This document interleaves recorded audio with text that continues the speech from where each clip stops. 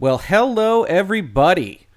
Welcome to another episode of Virtual Legality. I'm your host, Richard Hoeg, managing member of the Hoeg Law business law firm of Northville, Michigan. And we're doing things a little bit differently for Virtual Legality 170. If you haven't been following the channel, we actually put up a fully edited, vetted, researched Virtual Legality episode number 169 about preferential voting and its impact on the Academy Awards and new Best Picture winner Parasite, as well as how the Iowa caucuses operate, and Mayor Pete. And so if you're interested in those kinds of topics, it's a little bit different for what we generally do in Virtual Legality, but I had a lot of fun talking about it, and I come from a background of looking at public choice theory and economics and political strategy. Please do check out that video.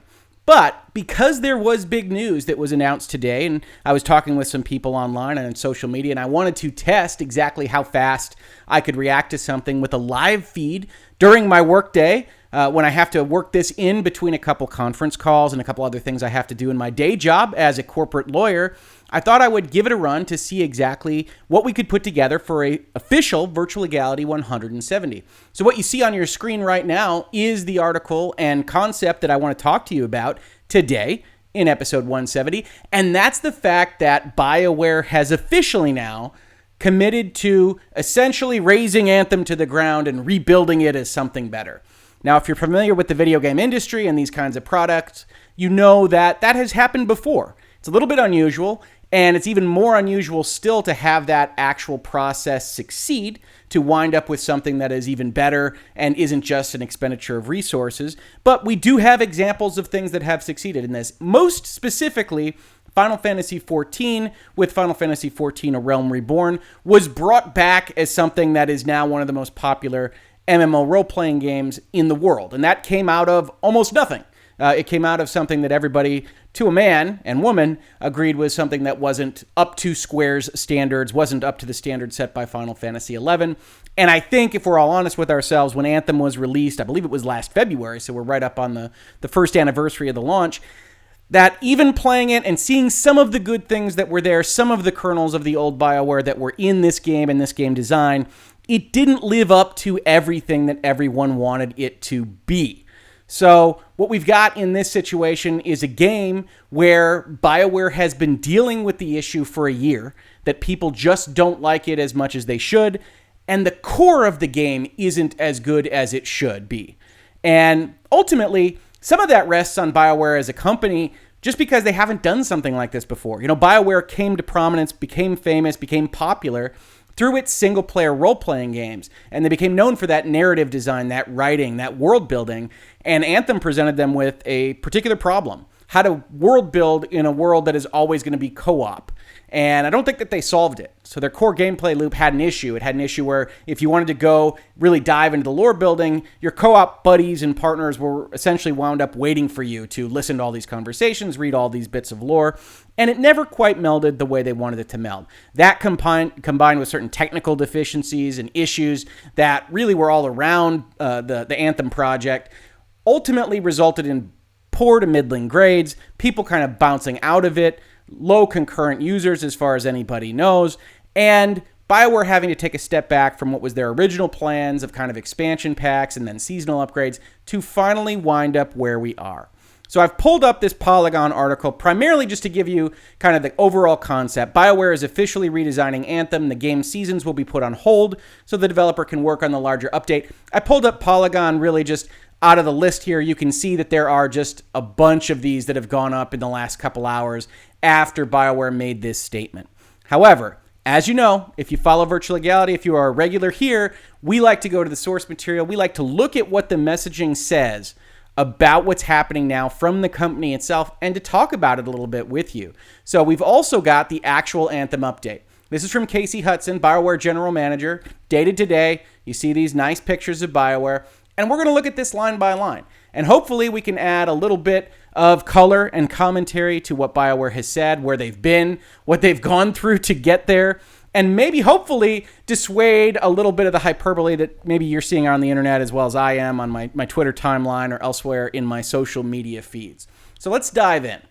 They say, 1 year ago, we were preparing to launch Anthem, a game that represented a big leap into new territory for us as a studio. As we said, 100% true.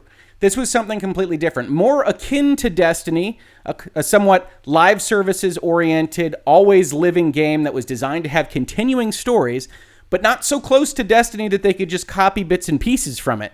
So it was different enough that they had to go through all of that trial and tribulation to actually design the thing, but similar enough that they had a hard time getting out from under the shadow of this is Bioware or Electronic Arts' Destiny.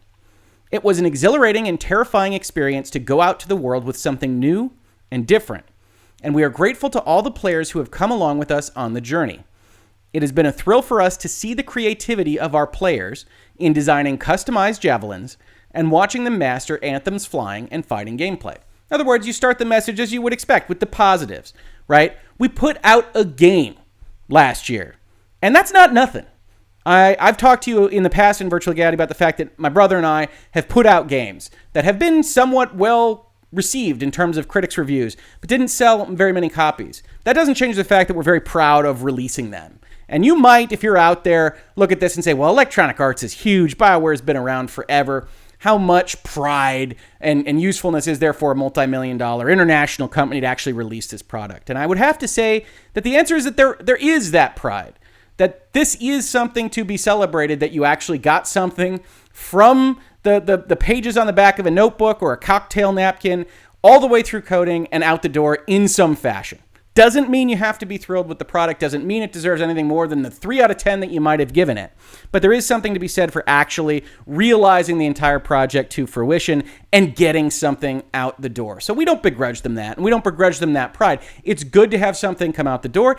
Frankly, it's good for Bioware to be trying something new. You don't want to solely be invested in single-player role-playing games. You want to have a broad portfolio, just like you want to have a broad portfolio of stock investments or what's fueling your 401k or what have you. So we don't begrudge them any of that, but we note, hey, you started off your message with a positive. You're probably going to hit us with something a little bit more. We know that you're redesigning the thing from the article we just read, so let's press on. I am so proud of the work the team has put into this game. And at the same time, there's so much more that we and you would have wanted from it. Okay, there's the crux of that paragraph, right? Here are these positives. People have had fun with Anthem. Heck, I've had fun with Anthem in short spurts for an hour or two at a time. People have had that fun with the game, but we understand this is not what we thought it would be. When we launched it at E3 and we showed you the Iron Man flying around and fighting all these alien monsters and having all this E3 type dialogue between people talking to each other, it was a burst of imagination. Everybody was excited about it. It was very, very popular when it was first kind of launched and shown. And Bioware didn't get it out the door in the shape they wanted to have it get out the door, and we didn't get it the way we wanted when it was shipped out the door. I love Bioware. I've loved a lot of their games for a long time. I wanted them to succeed. Frankly, I'm a little bit concerned about the fact that everything that we've heard from kind of behind the scenes from Jason Schreier at Kotaku and elsewhere suggests that they are all in on this Anthem project, and if they don't find some success with it, that could be a significant issue for the studio. Not necessarily going away forever or anything like that, but a significant issue, perhaps significant downsizing, certainly a reimagining for what BioWare wants to be aimed at if Anthem can't at one point become a success. So they're all in on this. To some extent, Electronic Arts is all in on this. And so I think they're legitimate in this messaging in the first paragraph.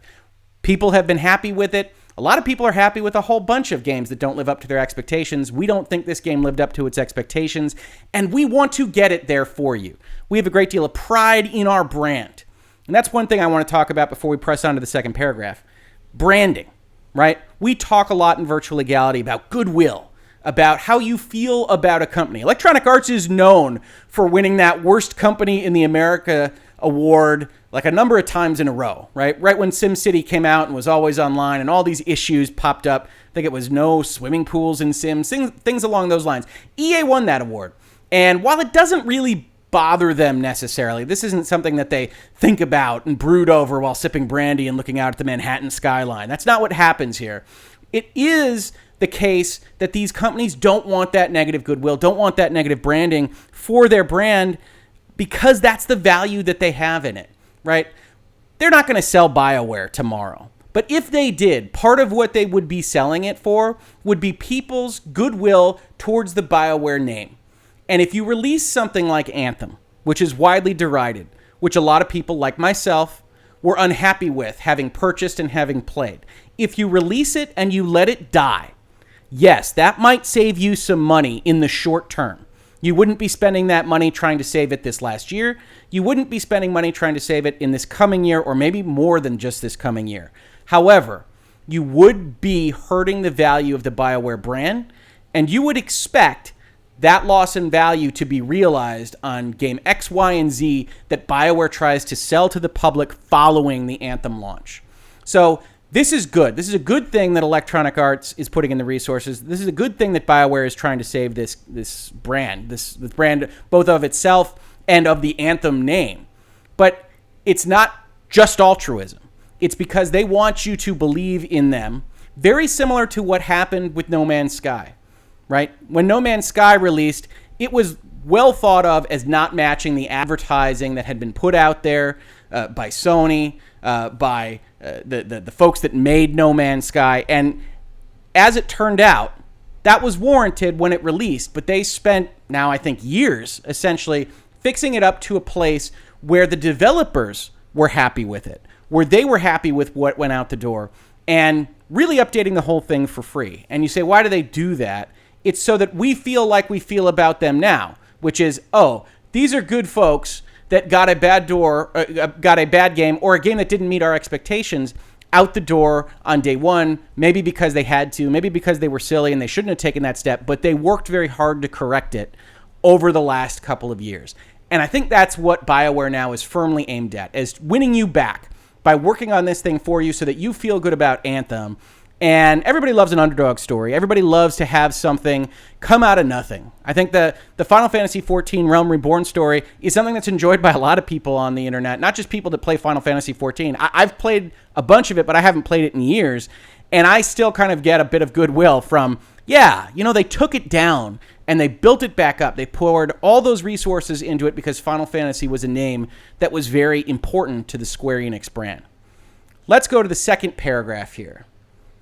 Over the last year, the team has worked hard to improve stability, performance, and general quality of life, while delivering 3 seasons of new content and features. So the original plan with Anthem was apparently to have these kinds of seasons that came with new stuff. Probably similar in spirit to the seasons you currently see working through Destiny 2. Obviously not to the same breadth because they hadn't kind of figured out their pipeline. Frankly, they hadn't quite figured out exactly what their game was supposed to be. So I don't think it ever rose to the level of being as successful as what we are currently seeing with Destiny 2, although it's worth noting that Destiny 1 wasn't as successful as Destiny 2 has been in terms of getting those expansions and new ideas into the game. We have also heard your feedback that Anthem needs a more satisfying loot experience, better long-term progression, and a more fulfilling endgame. Yeah, I think that's right. If you go and you play Anthem right now, there's certain fun to be had with some of the quests. It's a little bit small, and the types of quests are a little bit samey. But at the end of the day, one of the main issues is you run out of reasons to play.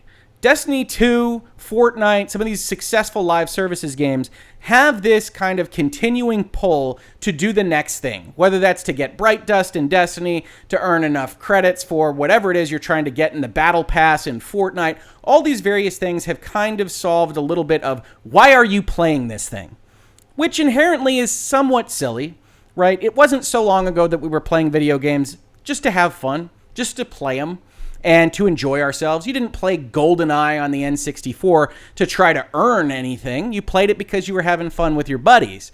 But we're a little bit past that, and so many games have that incentive pull to them to some extent, and this is not right in my opinion, but it's true. To some extent, you wind up playing these games that don't have those incentive mechanisms and those pulls directly built in. And sometimes, especially when you're between games or matches or anything like that, you sit back and you say, why am I playing this? I could be playing Fortnite and getting that next rank in the Battle Pass, or I could be doing X or Y or Z, whatever it is that floats your particular boat. And so one of the issues that Anthem had is, one, the story wasn't really compelling enough. If the draw was BioWare's writing, it really didn't appear very well in Anthem. But two, once you finish that story especially, but even before that point, you're kind of saying, why am I doing this? Why am I playing this? I should be doing something better with my time. Which reminds me of what my parents used to tell me when I was playing video games all the time, but that's neither here nor there. continuing with their statement. So, we recognize that there's still more fundamental work to be done to bring out the full potential of the experience, and it will require a more substantial reinvention than an update or an expansion. So that's a long way of saying, it's a lot of words and a lot of letters to say, all right, we're going to burn this baby down. We've looked at it, and this thing needs to come down to the foundations and be built back up. And I think at some level, you have to give them credit for that. That's not a decision that can be taken lightly. And it's a decision that I think if you're a fan of Bioware or you're a fan even of Anthem, that you have to say, okay, I think that makes sense. You don't have the audience that you wanted to have for this. And even if I like it as it currently stands right now, it's clearly not going to support your company if you don't do anything to save it. So I think even if you like it as it currently sits, you'll basically have to be on board for a project like this, because otherwise it's going under. You're going to get the message from Polygon or Kotaku or wherever that EA is going to pull the servers down. And yes, that can be a conversation I have with Ross Scott about not archiving games properly and the problem with live services and games as a service in general for another time. But I think we have to stand by a decision like this. Doesn't mean it's going to turn out well. Doesn't mean Anthem 2.0 is going to be better than Anthem 1.0, but it means there's a chance, right? And I think we have to stand by that chance. Over the coming months, we will be focusing on a longer-term redesign of the experience, specifically working to reinvent the core gameplay loop with clear goals, motivating challenges, and progression with meaningful rewards, while preserving the fun of flying and fighting in a vast science fantasy setting. This is a great sentence. I've commented before on Bioware statements. I've commented on a lot of messaging from a lot of corporations, and with some rare exception, I quite like Nintendo's statement about Metroid Prime 4 getting delayed. But with some rare exception, most of the time I'm commenting on the messaging and saying how it's failing meeting the audience where it lives, that it's trying to communicate something and it's failing at it. This is a great sentence. Look at what it says. It says, over the coming months, this is going to be a long-term project. That's where it starts. We will be focusing on a longer-term redesign of the experience. As the previous sentence said, we are burning this thing to the ground. Specifically working to reinvent the core gameplay loop. Now that sounds dangerous, right? Especially if you are currently involved and like Anthem. One of the things that Bioware has to do with this statement is not alienate those folks that have stood by it so far, that have liked the product that they have put out there, that have liked the service, and generally liked the game. They're the ones that are still playing. You can't alienate your diehards. So they say, we're going to reinvent the core gameplay loop with clear goals, motivating challenges, and progression with meaningful rewards. Those are all positive statements that don't necessarily touch on what your diehards might otherwise like about your game. Nobody can be upset with clear goals. More motivation to the challenges can only be helpful. And meaningful rewards are exactly what I have heard on my social media and online with respect to Anthem as being a significant problem for a long, long time now. That you don't have that end game pull. You don't have that good loot. You can only get so excited about increasing a percentage by 0.1%. And so meaningful rewards sit right there and make you happy. But where this sentence really works as a part of messaging is in the second half here. While preserving the fun of flying and fighting in a vast science fantasy setting. We're going to change all this stuff. We're burning this thing to the ground. But our eyes are firmly on maintaining what you all like about it, which is what we showed at that original E3 press conference, which is flying around like Iron Man. We are not going to ditch that. We are not going to lose that. Don't be worried about that. We are just going to make the game around it better, which I think is what everybody wanted. I think the reason everybody was excited when you had that Anthem presentation at E3 was because we could imagine a good gameplay loop around that presentation, and it just didn't come out of the process. And so I think that sentence in particular is the kind of thing that people that like Anthem, like the concept of Anthem as it was originally presented, have to be able to stand behind. I know I am. And I don't necessarily trust Bioware to get this done after the last few things that they've released, but their mind seems in the right place. And that's step one. If this messaging came out and was aimed over here where it couldn't really save this thing, that's a problem. They are saying the right things. And that's not everything. That's not even a lot, but it's certainly not nothing. And I think we have to give them credit for saying those things. To do that properly, we'll be doing something we'd like to have done more of the first time around, giving a focused team the time to test and iterate, focusing on gameplay first. Now that's pretty much as close as you will hear to a major corporation coming out and saying, hey, you know what? We didn't go through the proper procedure the first time. We're thankful for your money. Anthem did not sell nothing last year. It did all right. We're thankful for you supporting us. We're thankful for your money, but we got to be honest. We didn't test this thing the right way the first time. We were coming in hot, and when we released, it wasn't really anything we were proud of necessarily. And we're going to do it better this time because we can do it behind the scenes, because we have a scrim up. We have a fake building up. We have a Hollywood set up of Anthem. This is an Anthem set that you guys can play around in. It's not what we hope the game to be. And so we're going to, on a test server somewhere that we're not going to tell you about, we're going to test all this stuff. We're going to figure out a new way to use these assets and components to make a game that you and we can be proud of. And that's exactly what you want to hear from something like this. In the meantime, we will continue to run the current version of Anthem, but move away from full seasons as the team works towards the future of Anthem. We'll keep the game going with events, store refreshes, and revisiting past seasonal and Cataclysm content, starting with our anniversary towards the end of the month. So that's trying to be positive. We get a little spin doctoring here, right? But this is the best way to read this paragraph is we are freezing the current Anthem. We are not going to do much of anything directly aimed at the current version of Anthem. You see a very prominent use of the word past here, past seasonal and Cataclysm content, and it's one that could maybe be read as referring also to events and store refreshes to the extent they haven't already been designed. And that makes sense. You don't know what work and what resources you are going to put into the current version of Anthem if you are Bioware. If the new version of Anthem is not going to even use the storefronts or even look the same or have the same kind of hooks. So you don't want to devote those resources there. You want all hands on deck to saving this thing. You're going to do it behind the scenes. And the best way for current players to think about current Anthem is that it is essentially fake. Now, it is Final Fantasy XIV 1.0. Hey, if Anthem ends the original Anthem with some kind of meteor in the sky and actually has a shutdown event, I think that would be grand. I think that would be awesome, and I'm all for it. If you're not familiar, Final Fantasy XIV went out with grand style before becoming a realm reborn, I think a month after the meteor took out the landscape. But if you have any comments, you can leave them to the video and let me know how wrong I am on that particular timeline. It is one of my favorite intro videos of Realm Reborn because of everything that happened at the end of the original version of Final Fantasy XIV, which I didn't get a chance to play. Creating new worlds is central to our studio mission, but it's not easy. Again, making games is hard, and we know that. You don't necessarily need to say it in a message like this, but it's worth repeating, I think, to say, hey, you know, we admitted above that we probably didn't test this thing enough. Obviously, we're not going to stand back and tell you that Anthem 1.0 was great. I think everybody knows that it's not. We're not going to also have in this message that it's just terrible, because there's a lot of people that actually enjoy it.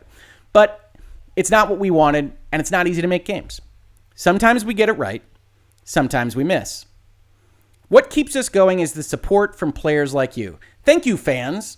Because for the most part, if you're interested in Anthem and you clicked on the Polygon article or the Newsweek article, or you're reading this statement, or you're watching Virtual Legality to talk about Bioware and Anthem, then you're a fan of either Bioware or Anthem. And so this is worthwhile to say in the statement, to say, hey, we wouldn't be here if you didn't buy the game, if you didn't support us, if you weren't on our asses on Reddit and things like that. Your feedback gives us guidance on how we can improve, and your passion inspires us with the courage to create. This is all, word salad, but it's useful. It's positive sounding. I look forward to working together with your involvement and feedback towards the best possible future for Anthem.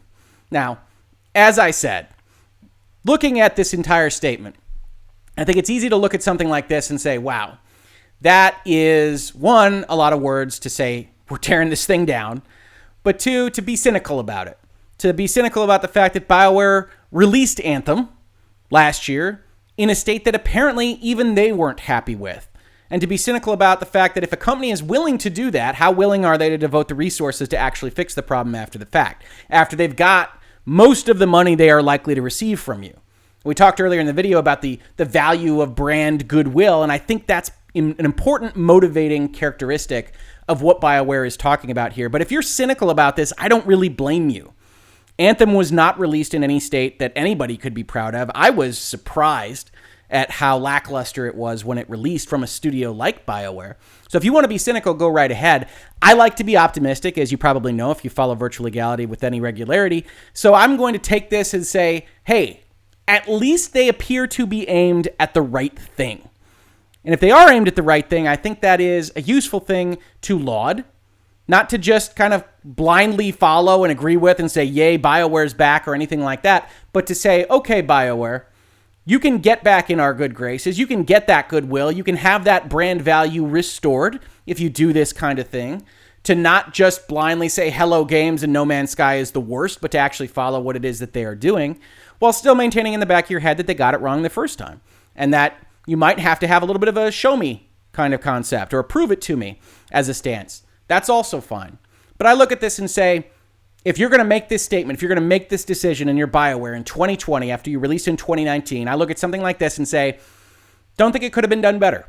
And because of that, I think that it's something that we can be fans of and that we can appreciate without necessarily kind of attacking each other online and seeing some of the stuff I've seen on the internet. So BioWare deserves some of your vitriol for what they released with Anthem, some of the problems they had with Mass Effect Andromeda, but I would give them credit for a statement like this and for a decision like this. Who knows? Maybe Anthem will be as good as A Realm Reborn. Maybe it will be as good as Destiny 2 now, a little bit of way out of the gate with some new choices made by the design team and certainly with Bungie outside of Activision. Maybe it can be the next big success story. Hey, maybe there are other games that can do that too. That's the other kind of concept of this whole story is, in general, we want games to be fixed. We don't want Bethesda to release Fallout 76 in the state that they released it in, but we do want them to fix it. We do want them to devote those resources to it. And I think the more that these companies can see that people do respond to those kinds of things, that they respond to those fixes and to those attempts to make things right, the more often they are going to be inclined to do that. And so, if you're interested in this, we have talked about Anthem a lot in Virtual Legality. I pulled up just the last video from April of last year, Lost Without a Map, Anthem and Deceptive Advertisement, where we talked about the potential for a false advertising claim with how they presented the maelstroms in their ads and how they actually wound up being. We have talks about Jason Schreier's articles on Anthem and how he's been leaking stuff about the tumult at BioWare. And so I think I looked at this before I started this video. We actually have like 5 or 6 Anthem videos. If you're interested in these kinds of topics, I highly recommend checking them out. Otherwise, this has been Virtual Legality for today. That's the wrong page. Don't look at any of that.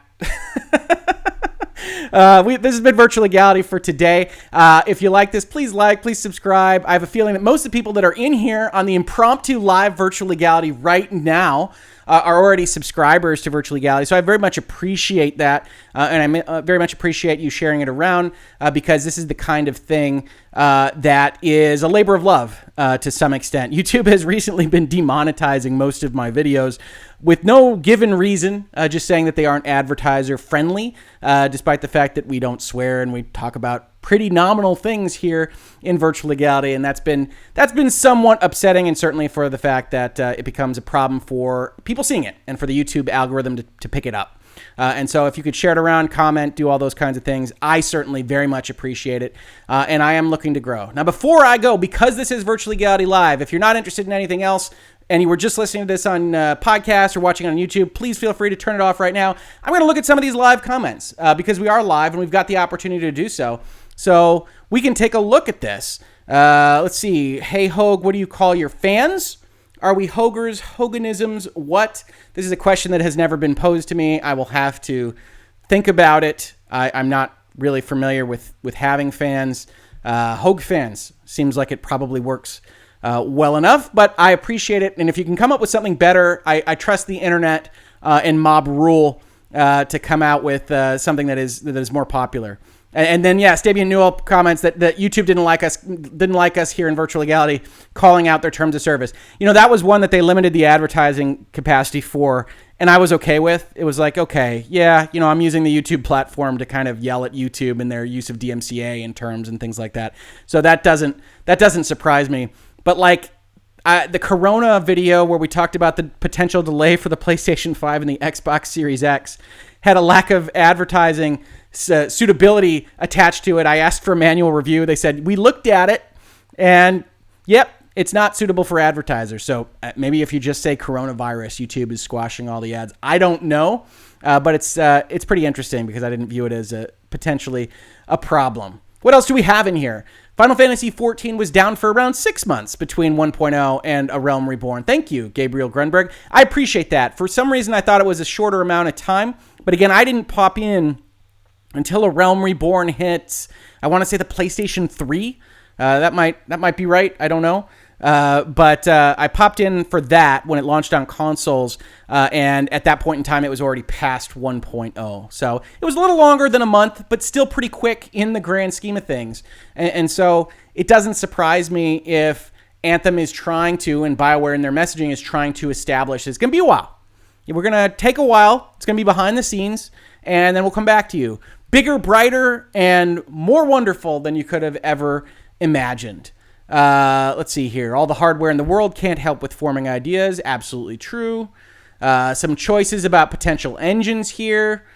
Somebody saying making games isn't hard. I can only tell you my experience, and that making games was hard for us over at formerly named Bite Size Games.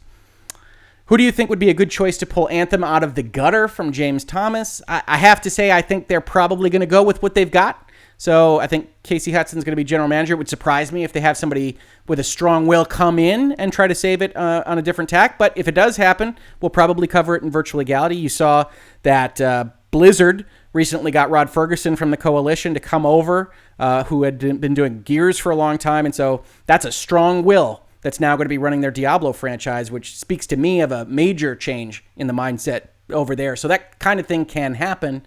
But overall, I think Bioware is likely to be reflecting on what happened, and like a lot of things where you've got a second iteration, when we talk about things like Assassin's Creed 2 and other major successes that happened with their sequels, if Anthem 2.0 just winds up being essentially Anthem 2 and they can take everything that they learned from their prior project, apply it to the new version of the game, I think they could be very successful.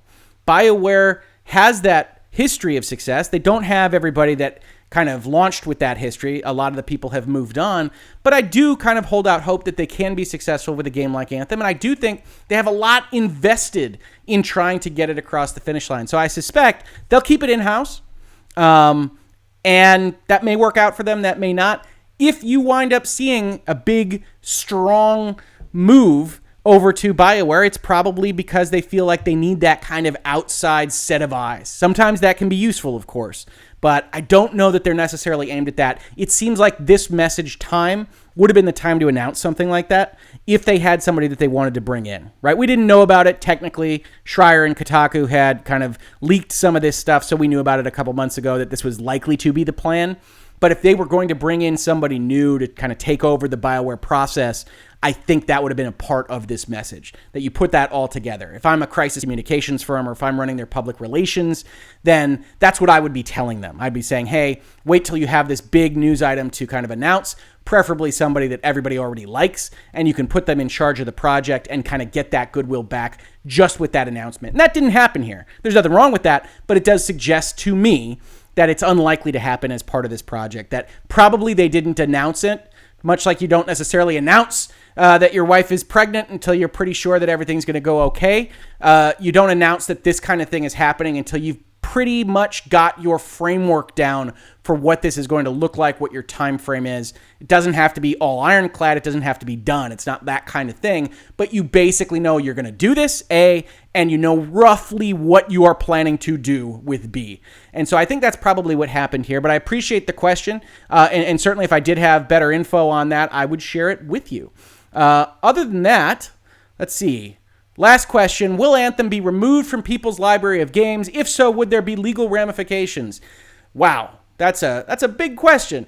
No, I don't think it's going to be removed from people's library of games. It's all been discussed as essentially an Anthem 2.0, not an Anthem 2. And they probably do have the right to end the license on their terms with respect to people's libraries. But one of the things I would ask people to take from Virtual Legality, if they haven't taken it away from this series before, is that you can write a lot of stuff in your contracts. And in fact, you do, because you want to be protected in any event that could possibly come up. But you write that stuff to have that protection. You don't write it to use it. You write it to have leverage. Because frankly, in the real world, if a company like Bioware was trying to go get this goodwill back, was trying to go tell people that Bioware and Anthem were going to come back bigger and better and stronger than ever, but also we're going to take away your current game and please buy this new one from us again, that would eviscerate the entire purpose of this project. So they might have the right to end the license. I'm almost positive that they do, just without looking at their terms of service. But you don't exercise that right because to do so would essentially be corporate suicide. And that's a kind of thing that you can take away from all these virtual legality episodes. When we talk about terms of service, we do a lot of things in virtual legality, in the practice of law that I generally refer to as parading the horribles past people, talking about the many, many ways that term X or provision Y could potentially really, really make somebody's day bad if it were used against them. We talked about that with respect to the YouTube terms of service. But in the same breath, YouTube is running a company, Bioware is running a company, all these other companies that we look at their terms of service are running companies, and it is not in their best interest to go and make everybody mad. And so you wouldn't likely see something like that from Bioware, even if they had the right to do so, even if they thought they could make a short-term gain. So I can't make promises. Video games are weird. Media is weird. Companies are weird. Governance is weird. But for the most part, I can make an educated guess that it would surprise me a lot. It would surprise me, maybe the most surprised I've ever been talking about anything in this series or elsewhere in the world of video games or pop culture, if that happened with respect to Bioware and Anthem. And so that really has been Virtual Legality for today. I very much appreciate everybody that popped in. That was very cool on such an impromptu notice. This will be archived and shown as Virtual Legality 170. So as I said earlier before I did some of the Q&A, please do share it around. Tell people that we're talking about these things. We're trying to do a bit of a subscriber push so we can show YouTube we're real and they can stop demonetizing things and making my life miserable with their algorithm. So if you do share it around, please. Otherwise, put some likes on this video if you would. I see a couple concurrent viewers here. I would really appreciate that. And I will catch you on the very next episode of Virtual Legality. Thanks so much again.